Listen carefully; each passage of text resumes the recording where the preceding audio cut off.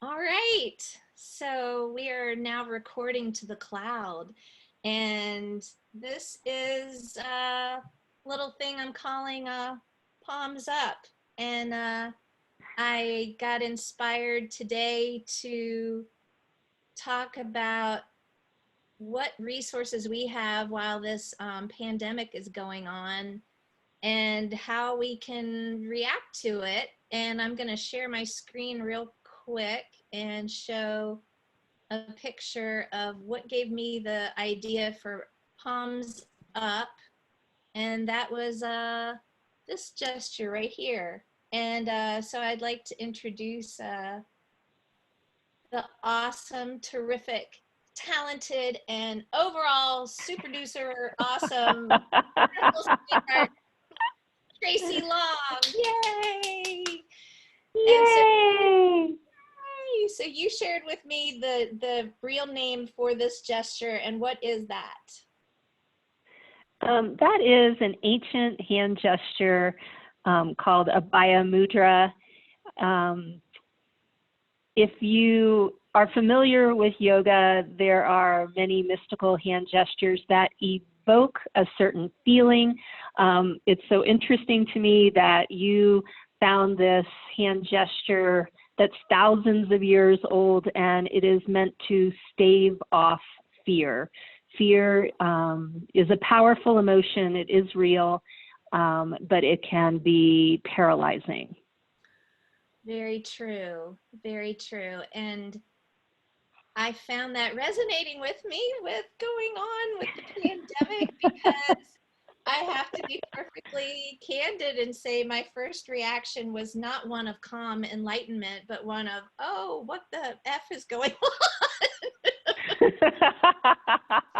yeah, I felt the fear waves coming over me, but I realized, and we were talking about this, that we have tools in our toolbox, so to speak. We have, I feel so fortunate to have wonderful friends such as you, my dear, and to be connected with amazing people who are creative, who are able to tap into some of the tools and things that kind of center them. And so I wanted to talk to you about it. First, if you don't mind, please introduce your fabulous self. My name is Tracy Long, and I am a 500 ERYT yoga teacher out here in Vail, Colorado. And yoga is part of my everyday life, and I don't know where I would be without that guiding me at this time. Awesome. So what as all this has been going on, I know because you and I have talked about it, it's been a pretty heavy impact, I would say emotionally, spiritually. I think for everyone, I think no one is going to go unscathed or unchanged from this unprecedented time, truly. Yeah, absolutely. So in this time, because you do have your awesome yoga background, what do you have in your toolbox? What do you go to in a time like this? I think that yoga points us to several paths. There are different ways to practice yoga. Some of them look like putting on your yoga clothes and getting on your mat and moving your body. And I think it's not an accident that just about everyone is getting outside and walking or walking their dogs. Movement does feel better. There is a term in yoga, it's called a rahasya, and that means a regular practice, whether it's brushing your teeth or making tea first thing in the morning or meditating. It doesn't even need to be a yogic type of practice, just having regularity and practices that you can rely on to give yourself structure. Especially, I have noticed this week, a dramatic shift in the rhythm and pace of my life. Without being able to teach publicly or leave the house. I used to spend so much of my time out of the house and out in the public, and now having to be at home, I am trying to rebuild practices that give my day some structure and rhythm. Gotcha. Oh, that's powerful what you're saying about the structure. And so I guess like water. It's like changing from one structure into a different structure, I guess, so to speak. Is that accurate? I mean, I've shared with you personally, the first couple of days of this, I was struggling just to get out of bed. My brain was like, well, why? Why get out of bed? I have nothing on my schedule. I am not looking forward to anything, and it feels safe here under my comforter. Yeah. But that's not really living, is it? Yeah, that's so true.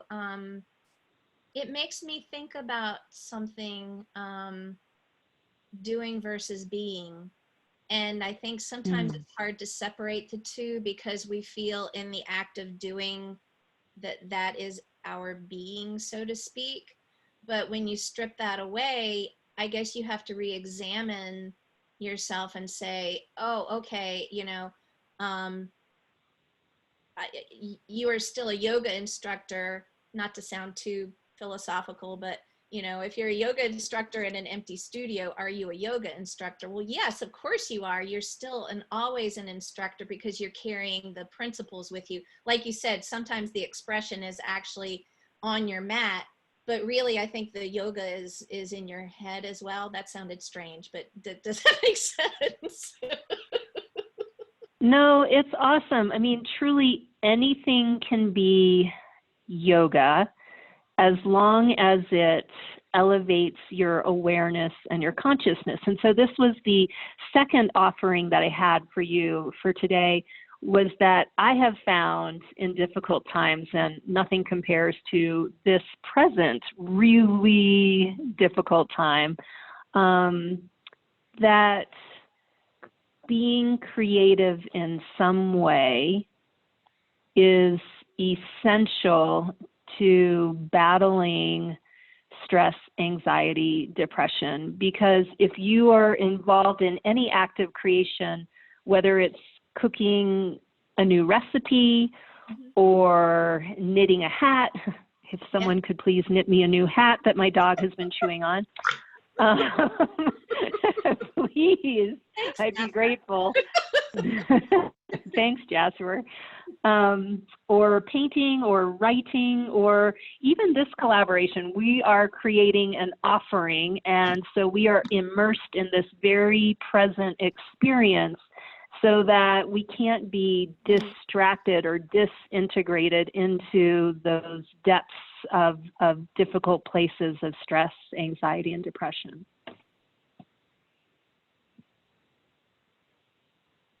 Yeah, I think it's the creative, the desire to, especially with those of us who are creative, and Tracy is an amazing painter in addition to being a yoga instructor.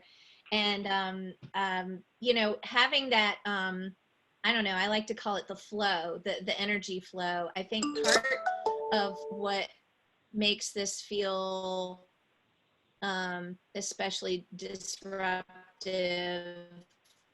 not just to our routines, but also is feeling like you get cut off from that creative flow. Like all of a sudden the limbic brain takes over, and it's like, oh shit, we're all gonna die. You know what I mean? It's hard to be creative under those circumstances. The creative part is like, okay, I'll be waiting for you when everything calms down. But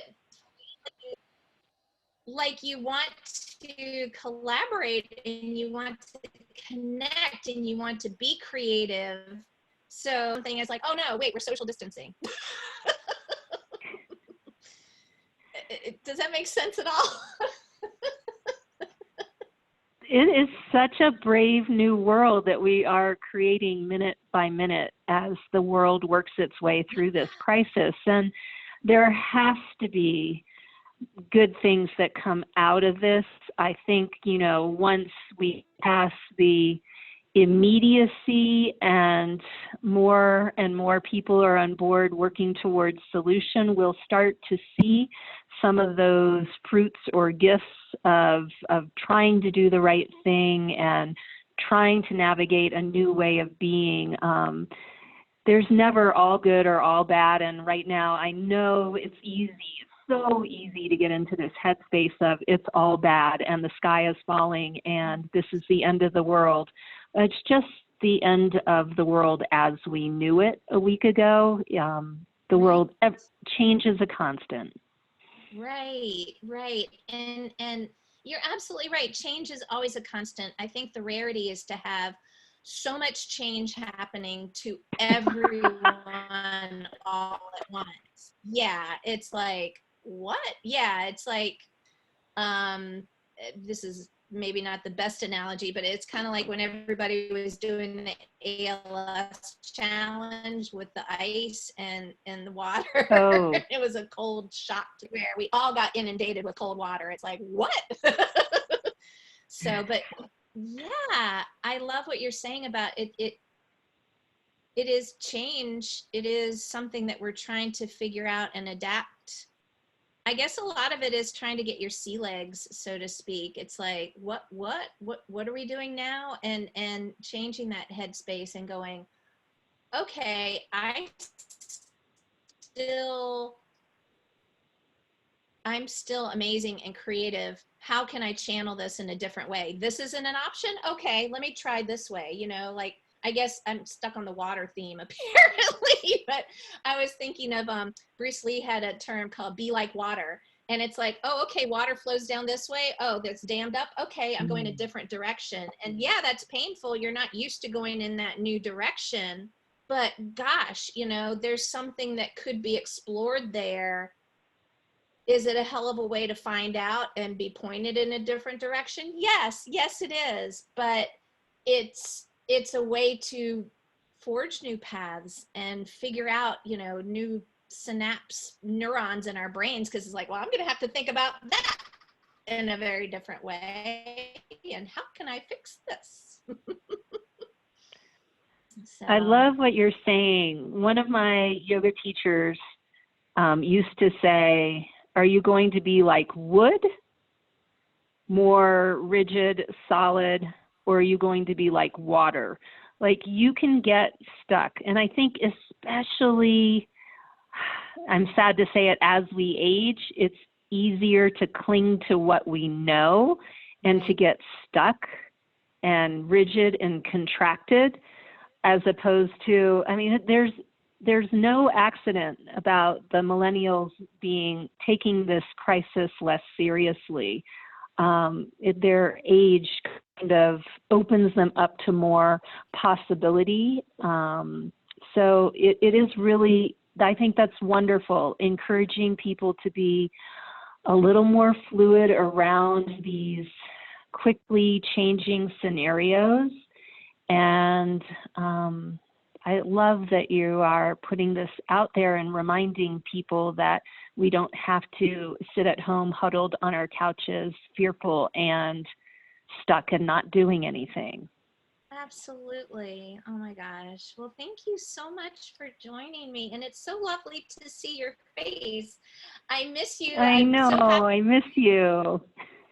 I'm so happy because you live in gorgeous, gorgeous Colorado, and it is so lovely. And we have so enjoyed when we've come to visit you, but I miss you like crazy. I think I told you one time I had a dream that we lived right next door and I baked you a plate of muffins, and I still wish I could come and bring you a plate of muffins. So I'll bake you some virtual muffins. And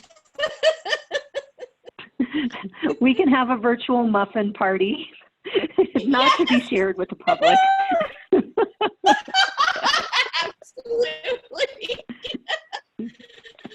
Awesome. So I'm going thank you so much for this opportunity to speak. Oh, Absolutely. Absolutely.